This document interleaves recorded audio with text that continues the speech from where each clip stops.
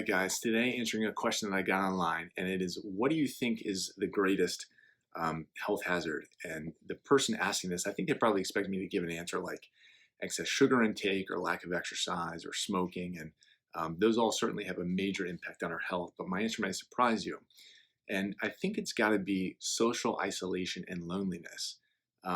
Now, this has come more and more to the forefront of my mind as I work with more of my veteran patients in particular, because during our encounters, it's almost a tangible thing, the social isolation that some of them feel.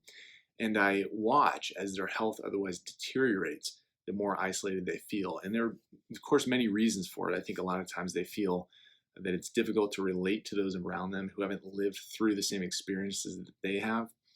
But I think this is also one of the reasons why during this weird COVID time, there seems to be this general kind of um, anxiety bubbling beneath the surface for a lot of people because we're not able to experience these regular social interactions.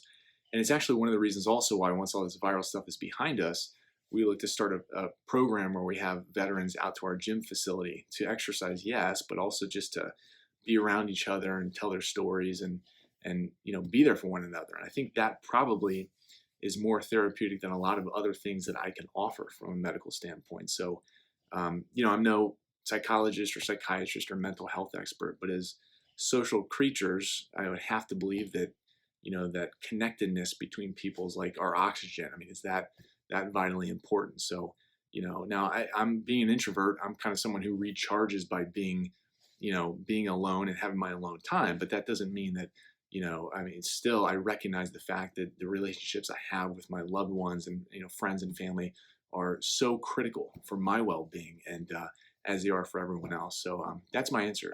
Let me know what you think.